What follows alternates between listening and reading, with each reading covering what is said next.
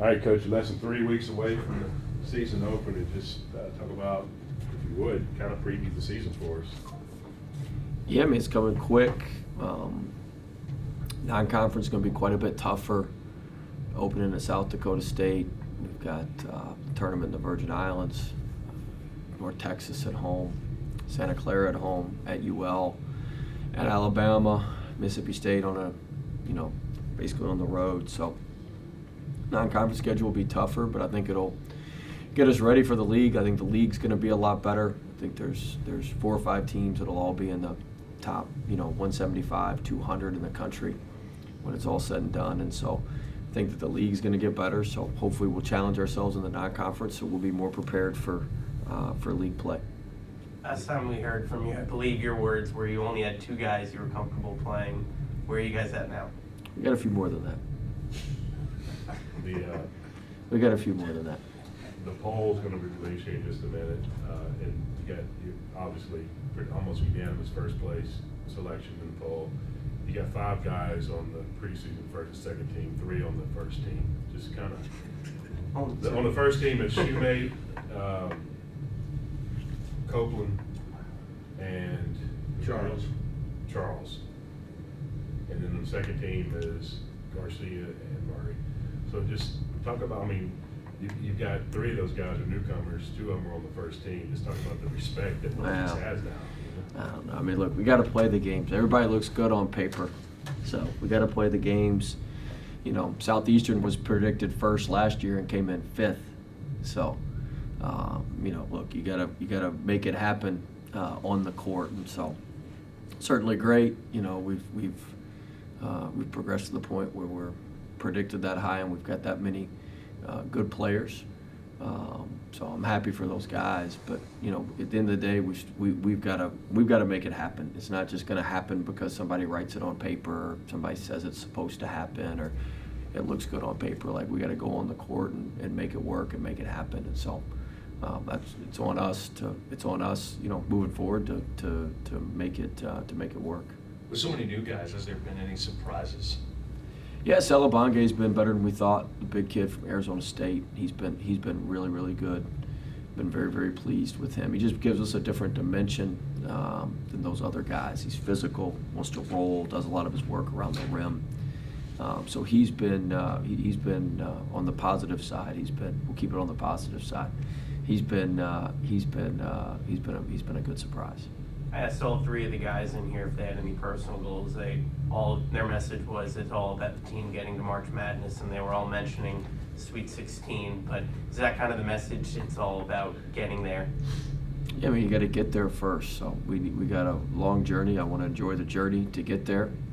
It's like when we climbed the volcano in El Salvador. Every step, when you get to the top, you got a good view. So we need to enjoy the process of getting there and putting ourselves in that position. But we got a lot of work to do between now and then. And certainly, the guys who came back, and the guys who came here to do better and more than we did last year. If you stay the same, that's not good enough. So we've got to work every day, work harder. If you want to do something you've never done, you got to work harder than you've ever worked. So that's just the way it works. You can't want new things and have the same habits. You got to change your habits. You got to change your work ethic if you want to do new things. And so that's what we're hopeful to do. You left Salt Lake City saying the goal is to win a tournament game next year. Is that still the goal, or has it been upgraded to Sweet 16? None of those are goals. A goal is something that you do every day. Like, those are just dreams, and those are wishes and dreams. Those aren't goals.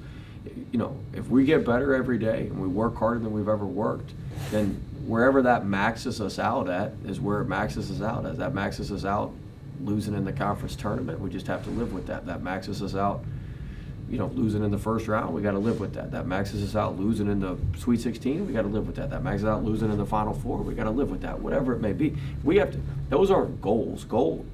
Those are just dreams. And so you've got to focus on what you can focus on every day and what you have in control. I have no control. We could have a great team and get a terrible matchup in the conference tournament and the NCAA tournament. doesn't matter. I mean, we could go, whatever in league, and there's just one team that we just have a really, really difficult time with because of personnel or whatever it may be, and we may get matched up with them. We may lose. I mean, that's the nature of basketball. So, I mean, those are dreams. You dream that the bracket's going to open up for you, and this is going to open up for you. I'm trying to focus on, hey, let's be the hardest playing team every day. Let's be disruptive on offense. Let's be disruptive on defense. Let's be resilient. Let's be able to move on to the next play. Let's control what we can control. We have no control over any of that. But we control how we work every day.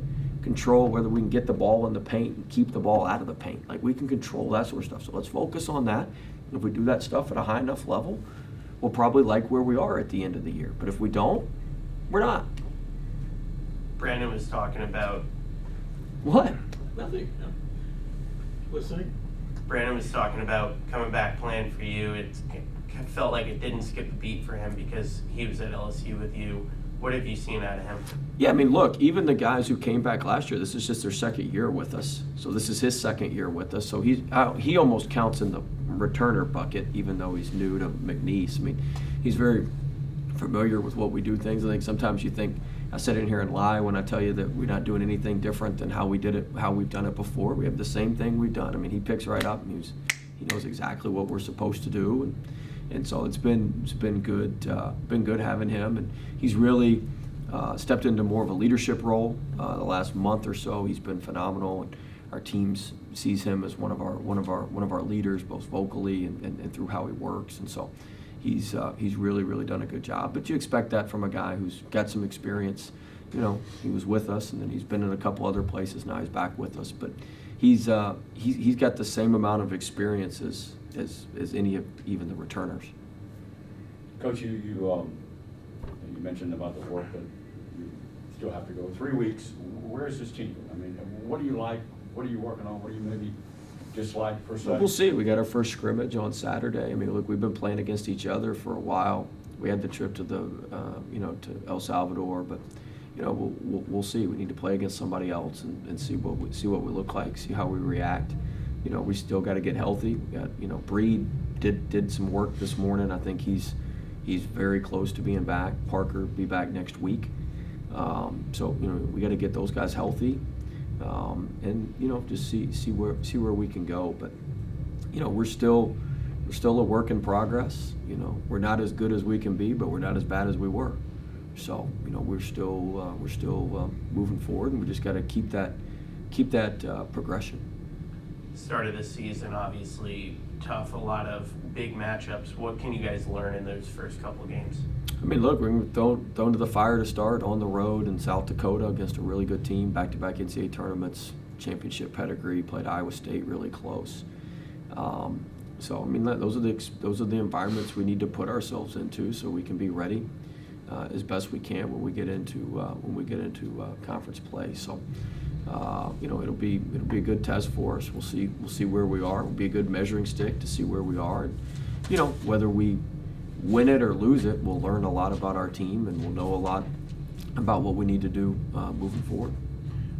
We haven't seen this much talent here ever. So, but you have. How does it compare to kind of like the VCU team that went to the Sweet 16 and other mid-majors and stuff like that you see out there? But I mean, look, there's first off, our VCU teams. We went to the Final Four when I was an assistant. My other teams, we won a first-round game. We never went to the Sweet 16. Well, by going to the Final Four, you got those. Yeah, we went to the Sweet 16. It was in Chicago. The first and second rounds were in Chicago. Did you know that? Pizza there? Did you know that? Yeah, we had pizza. Okay, good. Yeah, first and second rounds were in Chicago. We beat Southern Cal and Dayton. We beat Georgetown, and then we beat Purdue. Georgetown and Purdue were in Chicago at the United Center. But anyway, I digress. We digress. There's, look, I think there's a difference, talent's the price of admission. So you got to have some talent, right? But there's a difference between talent and being talented. And like talented, the ED to me is like you handle the extra details. Like you got to be really good with the details. And that's where we got talent. I mean, I'm not hiding behind that. Now, are we talented? Do we handle the details, and do we do the extra stuff as well as we need to right now? I'm not sure we do that as well as we need to be a team that caps out at those places that you're talking about. But we do have some raw talent, but talent can multiply or divide too. So you got to work extra. You got to have great attention to detail. The extra and the details are the difference between talent and talented. And then you've got to, we got to make sure that we're multiplying our talents, and we put the right guys out there that play well off each other and multiply them as opposed to divide them. Because if you don't, just having talent's not going to get you very far. For you weren't on the sideline for the first 10 games last season. You will obviously. Damn, Travis, I just got off the thing yesterday, and you're talking about the first 10 games from last year. You want me to continue? Sure, but I mean, damn. I'll repeat it. You weren't on the sideline. Yeah, make sure we get that twice. Correct. Weren't on the sideline first 10 games last year. Keep going. This season, obviously, you will be. Does that change anything with how you guys are able to prepare for games or anything of that nature? I mean, we'll see. Shoot, but Vern and Chambers did a great job without me, so the bar's pretty high. I think we went 8-2, so bar's really high. We beat some really, really good teams. So, I mean, it'll certainly be different. It was weird last year not being with the team, and not being around, and not having the pulse of everything going on at all times. So that part was different. So hopefully it'll be helpful to have me around. If not, maybe you can get rid of me. But hopefully it'll be helpful. Coach, you mentioned one of your main focuses is getting bigger. Is this team big enough for you? Is it physical enough? Yeah, well, we're not. We've always been more physical, but I mean, we got good positional. And big's not just your centers. Bigs. Having a link to get somebody like Copeland who can play the 1 through the 4 at 6'4", at 6'6". Bryant's obviously a bigger guy. Brewer's a bigger guy. Shoemate, he hasn't grown much, but he's a big guy. Joe Charles, a big guy. You got Brandon Murray. Y'all saw him. That's a physical-looking guard. It's not, that's a bigger guard. So everybody looks at like getting big as like you got to go get this center. Well, that's not. No, you got to be positionally. You got to have positional size. And I think we've got, Garcia's playing way more point guard for us this year. I mean, he's 6'3" at point guard. That's good size that's good positional size for a point guard. So you've got, we've got better positional size across the board, I believe, yes. Going back to my question about no players having personal, not being on the sideline, going back to the question about nobody having like personal goals, it's all about the team. What does that say about your team chemistry, and how do you feel your team chemistry is right now? I mean, I don't know. I mean, look, I'm not sure how much all that matters. As long as they play well together on the court, whether they like each other off the court or not, it's not really that's not my forte. So I don't really care about that. I just want them to do what we ask them to do and uphold our standards when we're on the court. So I think, I think that we're getting better on the court, but that's how I judge it. I mean, who they go hang out with after practice, who they go eat with, like, don't care. Just, you better bring it when you're on the court, and the ball better be where it's supposed to be, and everybody better do their job and execute their responsibility at the highest level possible. So, if I don't like you and you're open, I still better pass you the ball. If I like you and you're not open, I still better not pass you the ball, right? I wouldn't pass it to you for 3 anyway. But maybe you. You'd have to. You didn't see me. You'd have to field goal kick it in probably. You'd have to field goal kick I'm it just in. Drop impressed you kick made it it in. this far without not bringing up Vanderbilt. But, I made the 3. Justin missed the 3. All right. Anyway, I digress. My point is, you got to make the right plays, and we got to make the right plays. And if you make the right plays, everybody likes playing with each other. If you don't make the right plays, it's a miserable experience. So it's all about making the right plays. That's what makes what happens on the court either look good or bad, or where people say chemistry is like the buzzword, like, oh, you got good chemistry, you got bad chemistry. It's whether you're making the right plays and everybody's touching the ball, and the ball's moving, the ball's popping. And so I focus on that. And when that happens, everybody likes each other on the court. That's the way I look at it.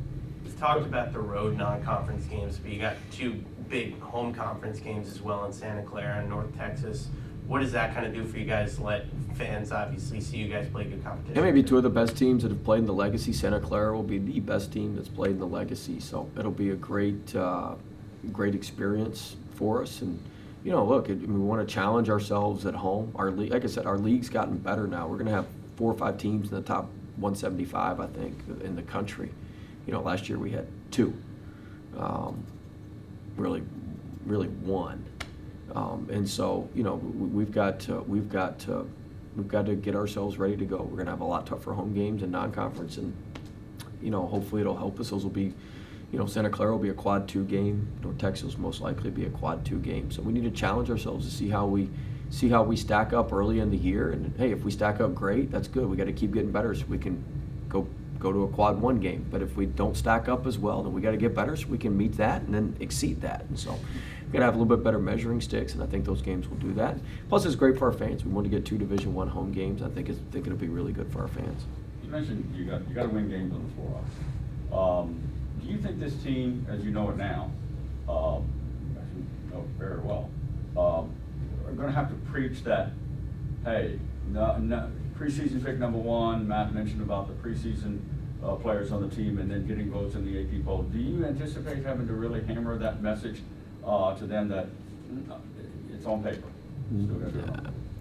I think they pretty much understand where my messaging is every day. I'm pretty clear every day. In fact, we haven't talked one time about the AP poll getting any votes. We won't talk one time about this. I'll congratulate those kids who got voted first team all league or second team all league.